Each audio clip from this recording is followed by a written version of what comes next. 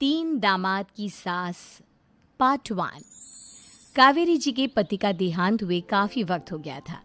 कावेरी जी की 3 बेटियां थी, ईशा, मोहिनी और सुहाना। तीनों ही काफ़ी होशियार और नौकरी करने वाली थी, लेकिन उन तीनों से कावेरी जी इतना प्यार करती थी कि उनकी शादी की उम्र होने पर भी उन्हें पराये घर भेजने का उनका मन ही नहीं हुआ। अरे तुम तीनों मेरे कलेजे का टुकड़ा हो। जब भी तुम्हारी शादी के बारे में सोचती हूँ ना, बड़ा डर लगता है। सही कहती हो मम्मी, हम भी आपसे बहुत प्यार करते हैं। हाँ, मम्मी पापा के जाने के बाद अब बिल्कुल अकेली हो गई हैं। और मम्मी, अगर हम तीनों शादी करके चले गए तो आपका ख्याल कौन रखेगा? लेकिन अपनी खुशी की वजह से मैं तुम तीनों को बिना शादी के भी तो नहीं देख सकती ना बेटा।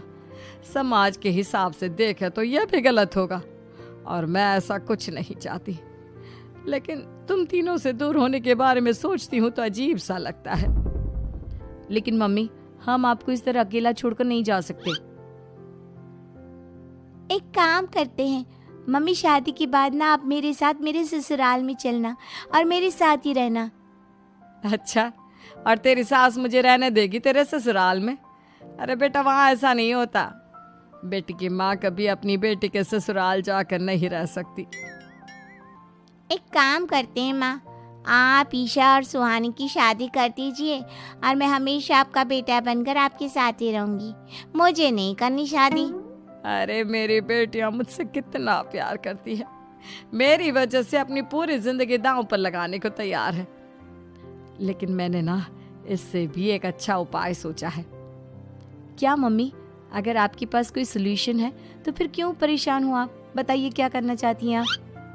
मैंने सोचा है कि अखबार में इश्तिहार देकर तुम तीनों के लिए 3 घर जमाई दामाद ढूंढ लूंगी। वैसे भी नौकरी तो तुम तीनों अच्छे से कर लेती हो, कमा भी अच्छा खासा लेती हो। कोई भी लड़का तैयार हो जाएगा तुमसे शादी करने के लिए। अरे मम्मी, ये हुई ना बात। इससे हमें आपसे दूर भी नहीं जाना पड़ेगा और आपको अकेला भी नहीं रहना पड़ेगा। हाँ मम्मी, ये बहुत अच्छा तरीका है। मैं तो कहती हूँ आज ही अखबार में ऐड निकलवा देते हैं। बिल्कुल, आज ऑफिस जाते वक्त मैं ये काम कर दूंगी। और कुछ ही दिनों के बाद कावेरी जी को 3 घर जमाई दामाद विवेक, सुमित और अविनाश मिल जाते हैं और वो उन तीनों लड़कों से अपनी तीनों बेटियों की शादी करवा देती है। शादी के कुछ दिन के बाद, अरे अब शादी हो गई, छुट्टियां खत्म, तुम तीनों जाकर नौकरी करो, कुछ काम करो। अरे मम्मी जी, कमाल करती हैं आप। अब घर जमाए इसलिए थोड़ी ना बनाए कि हम बाहर जाकर नौकरी करें। मम्मी जी, मेरा तो घर जमाई बनने का मकसद ही यही था कि कमाने वाली बीवी मिल जाए। बाहर जाकर काम करने से तो मेरा दिल घबराता है। घर का कोई काम है तो बता दीजिए मुझे। अगर ऐसी बात है तो शाम का खाना बनाओ। मेरी बेटियां नौकरी से थकी हारी आती है, अब नौकरी नहीं कर सकते तो कोई बात नहीं, घर का काम करो तुम लोग।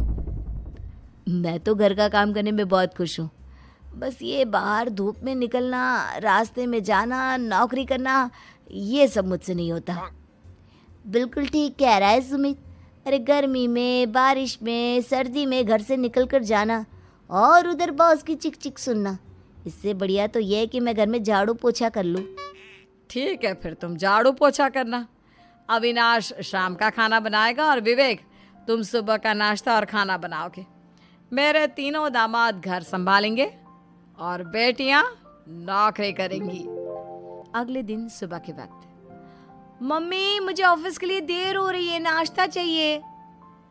अरे उस विवेक से कहा तो था कि सुबह का नाश्ता उसे उठकर बनाना है। अभी जाकर देखती हूँ क्या कर रहा है विवेक। अभी तक सोया हुआ है क्या? सुबह के 10 बज गए हैं।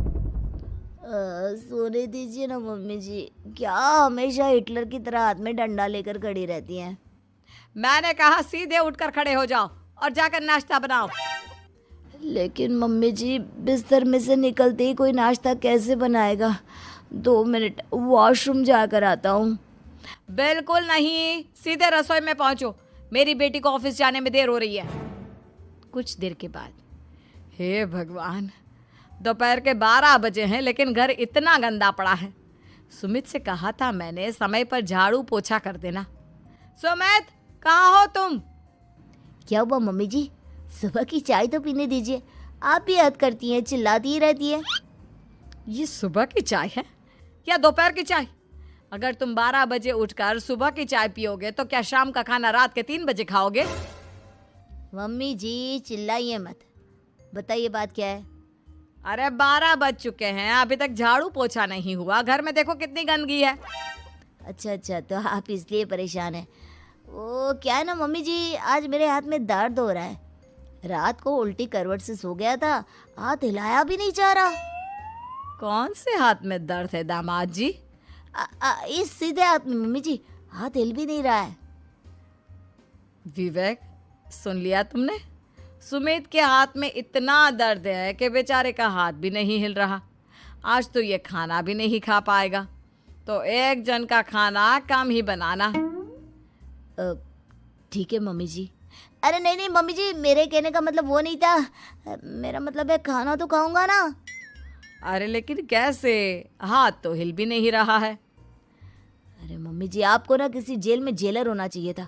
बेकार में हमारी सास बनकर जिंदगी खराब कर रही हैं। अरे लगाता हूँ पोछा। एक बेचारा घर जमाई और कर भी क्या सकता है। शाम को जब ईशा, सुहाना और मोहिनी ऑफिस से लौट कर आती हैं। मम्मी, शाम के खाने में क्या बना है? अब ये तो तेरे पति को ही मालूम होगा ना बेटा, उसने ही खाने की जिम्मेदारी ली थी। लगता है मम्मी आपने ये घर जमाए वाला तरीका अपनाकर मुसीबत मोल ले ली है। आपके तीनों घर जमाए कितने आलसी हैं। मेरे वाले को देखो, दोपहर के 12 बजे सुबह की चाय पीता है और काम क्या करना चाहता था? घर का झाड़ू पोछा। मम्मी बता रही थी कि आज उसने घर का झाड़ू पोछा शाम के 5 बजे किया था। अब क्या बताऊं बेटा, सुबह से हाथ दर्द का बहाना करके बैठ गया था। कहता है हाथ में बहुत दर्द हो रहा है, हिला भी नहीं जा रहा। सब बहाने मम्मी। ये तीनों घर जमाए मिलकर ना बस बैठकर खाना खाना चाहते हैं, काम धाम तो बिल्कुल नहीं करना चाहते। अरे लेकिन ऐसे काम नहीं चलेगा ना, मुझे इन तीनों को सबक सिखाना ही पड़ेगा। अरे तो मम्मी, आप हिटलर से कम है क्या? आपने जब हम तीनों को सबक सिखा कर इतना लायक बना दिया, तो इन तीनों नालायक दामाद को भी आप कुछ न कुछ तो बना ही देंगी। हाँ मम्मी, बस अपने अंदर के हिटलर को बाहर लाइए और अपनी तीनों दामादों को अच्छी तरह से सबक सिखाइए। रही बात आपकी बेटियों की, तो हम तीनों तो हमेशा से आपके साथ हैं। अरे लेकिन बेटा, इस काम के लिए तुम तीनों को मेहनत करनी पड़ेगी। कैसी मेहनत मम्मी? ऑफिस में तो वैसे ही बहुत मेहनत करते हैं हम तीनों। अरे प्रेग्नेंट हो जाओ, प्रेगनेंसी का बहाना बनाकर कह दो कि तुम तीनों ने नौकरी छोड़ दी है 2 साल के लिए, और जब घर में खाने के पैसे नहीं होंगे तो अपने आप काम पर जाएंगे ये तीनों। वाह मम्मी, क्या आइडिया दिया है। मैं तो कल ही जाकर कहने वाली हूँ कि मैं प्रेग्नेंट हो गई हूँ। फिर देखना कैसे मेरा पति अविनाश भाग भाग कर काम पर लग जाएगा। और फिर 2 दिन के बाद, सुमित, मैं ना प्रेग्नेंट हूँ और इसलिए अगले 2 साल के लिए मैंने अपनी जॉब छोड़ने का फैसला ले लिया है। विवेक, पापा बनने वाले हो तुम। अब से ना तुम्हें ऑफिस जाना होगा, क्योंकि मैं तो 2 साल के लिए छुट्टी पर चली गई हूँ। अविनाश, अब तुम्हें जिम्मेदारी संभाल लेनी चाहिए, वरना ये घर कैसे चलेगा। हम दोनों मम्मी पापा बनने वाले हैं। लेकिन कावेरी के तीनों आलसी दामादों पर अपनी बीवियों की बात का कोई असर नहीं हुआ। धीरे धीरे कावेरी जी को चिंता होने लगी, क्योंकि उनके प्लान के हिसाब से तीनों बेटियों ने ऑफिस जाना बंद कर दिया था। आखिर क्या तरीका अपनाएंगी कावेरी अपने आलसी दामादों को काम करना सिखाने के लिए? जानने के लिए सुनिए इस कहानी का पार्ट 2।